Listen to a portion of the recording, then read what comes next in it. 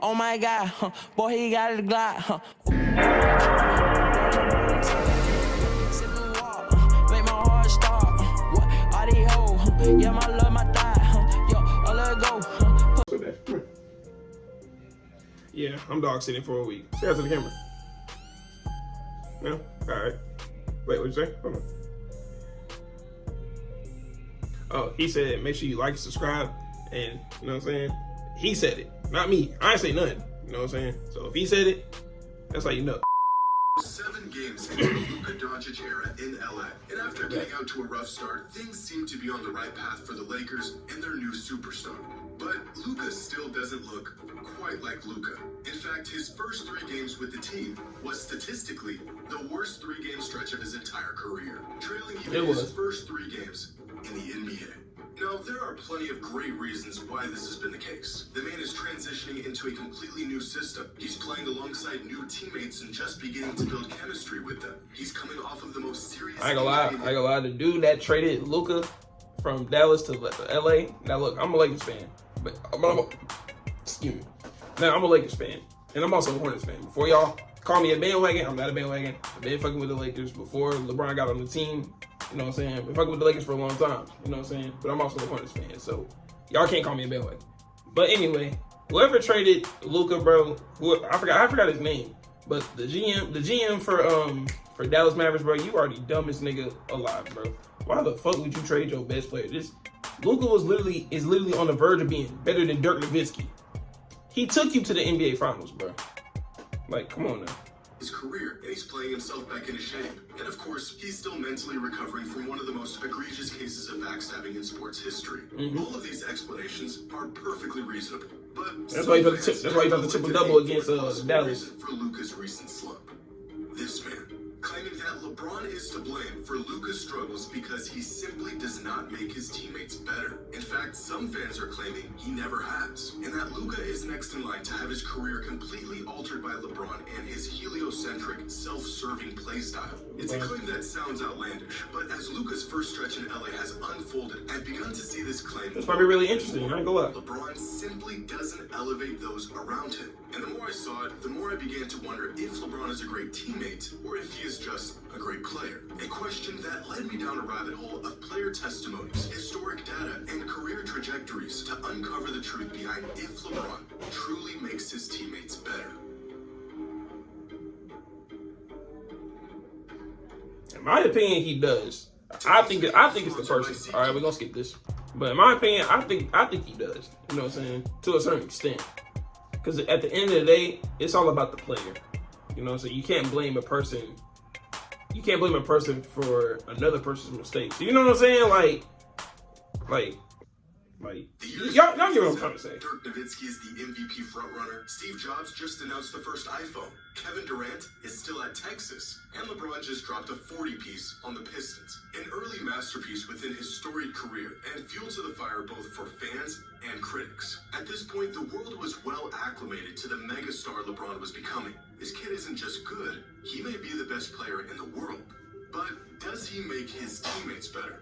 In a Slam article published in March of 2007, the question was already being posed. Oh wow, so niggas been saying this shit. It didn't matter. His teammates weren't good enough to make a difference anyways, and he would need to drop 40 bombs to keep his team alive come the playoffs. Which is exactly what he did a month later when he put together one of the most ridiculous carry jobs the NBA has ever seen, dragging an underwhelming Cavs roster to the NBA Finals. No, facts. Fast forward 18 years, and LeBron is still really good. And the question of if he truly makes his teammates better is still being asked. The latest evidence suggesting he actually doesn't. A 25-year-old like, didn't Luka just drop didn't he just drop 30 like a couple days ago? System centered around a 40-year-old LeBron. Career lows almost across the board in his first stretch with the team. And although there is a list of perfectly good explanations for Luka's struggles, some suggest the real problem is LeBron. We have seen LeBron elevate countless teammates into real caliber players. But we've also that's what I'm saying. So why are people saying that he's not he doesn't elevate his teammates? Leadership and play style. So, is there any real validity to this argument? And is LeBron James a great teammate or just a great player? Well, over the course of LeBron's career, he has played with a total of 240 players. But many of these were for just a handful of games. Of the 240, 110 of these teammates played with him for a considerable amount of time, at least a full season of being on the same roster. And out of these 110 past and present teammates, only 27 of them played their best season in the league while playing with LeBron. That's only 25%. The other 75% of his teammates had their best season somewhere else. But this isn't really a fair metric. Okay. Players became teammates. Hold on, you might be getting somewhere, you know what I'm saying? And weren't nearly as good or productive as they were prior to teaming up with LeBron. Now, looking at the most notable and longest tenured teammates of LeBron's career, nearly all of them played better or at least had better seasons without LeBron. And most of these players were real niggas remember Mo Williams. Teammates, Real niggas remember Mo Williams, bro. Bosh, Kevin Love, and Anthony Davis. But this still doesn't address the progression or regression players have once they team up with LeBron. How players played in the season prior to teaming up with LeBron, how they played in the following season with LeBron, and how they played once they were no longer teammates with him. So here is every player that was a teammate of LeBron's for at least a full season's worth of games. 59 players in total, ranging from Avery Bradley and Rashard Lewis to Anthony Davis and Chris Bosh. Now, of the 52 players who played at least a full season in the league before becoming teammates with LeBron, 26 of them saw an increase in their value and impact after teaming up with him. 24 had a decrease in their value and impact, and 2 of them stayed virtually the same. In other words, about half of LeBron's teammates played better, about half of them played worse, and on average, his presence was essentially a net neutral. But this is where it gets really interesting. Of the 45 players who played seasons following their time with LeBron, in cases where he left the team or they did, 34 of them saw a decrease in their value and impact once they were no longer teammates. On average, when players join LeBron, their value pretty much doesn't change. But once they are no longer teammates with LeBron, their value tends to fall off drastically. Why this happens is completely dependent on the situation and the player. It may be due to aging, readjusting to a new system, or probably the massive LeBron-sized void that is left in his departure. According to this data, overall, having LeBron as a teammate produces an overwhelmingly positive result versus not having him as a teammate. Breaking news, I know, right? But it also tells us that, generally speaking, LeBron doesn't really make his teammates better. This data is far from perfect, but it tells us a lot about the impact LeBron has had and the role he has played throughout his career. Historically, LeBron has made teams better, but not often do we see players, especially established players, take leaps in their game as his teammate. Oftentimes, his sheer dominance and other players fitting around his play. I mean, like I said, it's the person at the end of the day. Which is actually revealed within this data, because the players that tend to see the most improvement once they become teammates with LeBron are the ones that mesh well with his play style. 3-and-D, so it's basically neck and neck. And shooters that space the floor and benefit from LeBron's playmaking. J.R. Smith, Mo Williams, Channing Frye, Kyle Korver, Rashard Lewis, and Shane Battier. Big men have consistently also benefited from playing with LeBron. Players like Ilgauskas, Tristan Thompson, Drew Gooden, JaVale McGee, Ben Wallace, niggas remember Ilgauskas though. Have all seen a boost in their production and efficiency while or Toffee or Mozgov. Now, the players that tend to regress once they become teammates with him are usually the high-usage, ball-dominant players that are pushed into a more passive role when sharing the court with LeBron. Essentially, former first options that have to adjust to being second or at times even third options on offense, changing their touches, their rhythm, and even when and how they operate on the court. Players like Dwayne Wade, Chris Bosh, Kevin Love, Anthony Davis, Rajon Rondo, Russell Westbrook, and possibly where we might eventually find Luka Doncic. And this is the answer to the age-old question we came here to answer today. For most players, teaming up with LeBron can come with more open looks. It can mean an easier offensive assignment or a role that better suits your play style. With a playmaker as incredible as LeBron is, scoring opportunities can open up in places they never did before, in the form of lobs, skip passes, being rewarded for cutting and moving off the ball, and even being in close proximity to LeBron, granting them access to one of the sharpest minds basketball has ever seen. For the most part, it's the role players, glue guys, spot-up shooters who have benefited greatly from playing with LeBron. For these players, he does in fact make them better Mario and Chalmers. valuable on the court.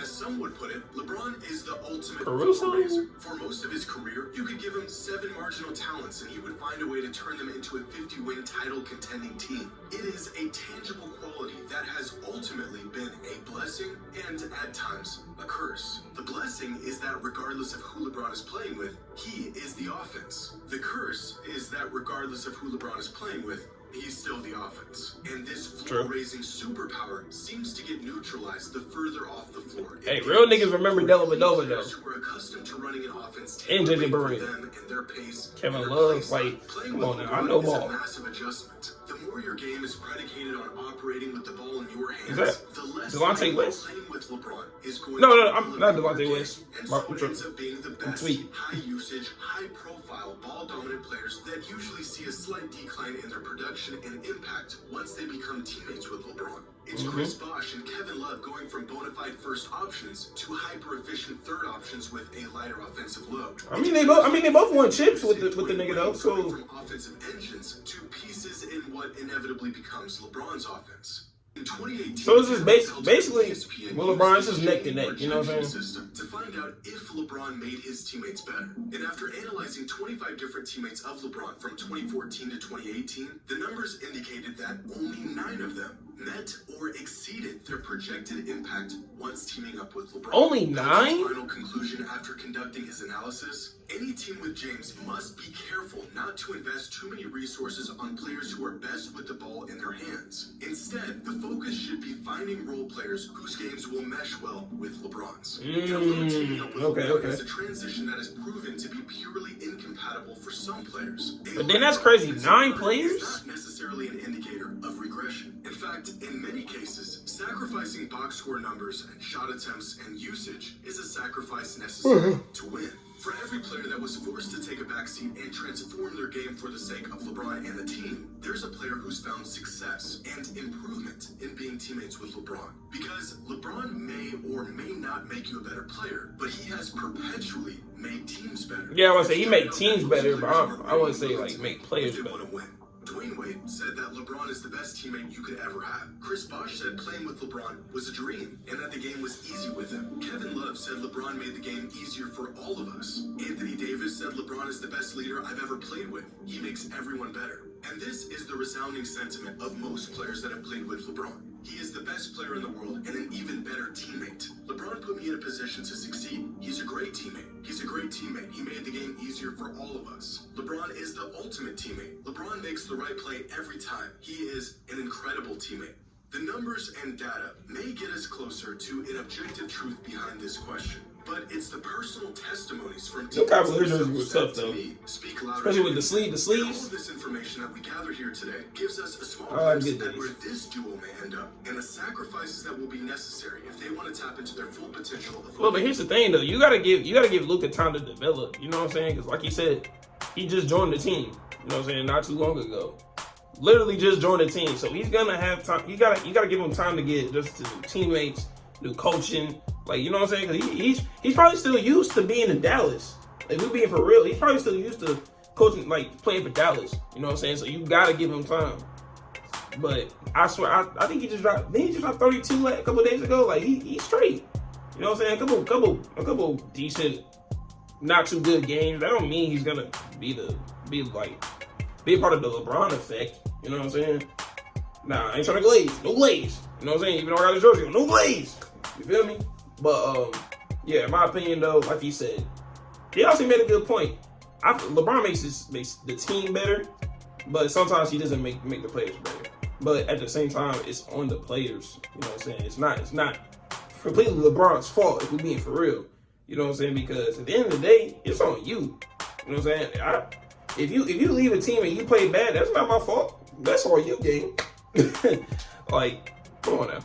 As teammates. For 2 decades, LeBron has been the centerpiece to every roster he's ever been on. 240 teammates. Oh, and Curry just dropped 56 the other night, bro. What? Somebody drug test that man. Around him. But at the age of 40, it might be time to pass the torch to a player who is ready to fill a role only LeBron once could. LeBron and Luka may be able to coexist just as We gotta win. We gotta win the ring. compromising their games. But if history has shown us anything, regardless of the talent available, and especially if the talent available is extraordinary, All right, a good day. It's Kyrie Irving, man. I'm gonna give me a someone Kyrie has to jersey. be willing to recalibrate their game in exchange for winning and what's best for those around them.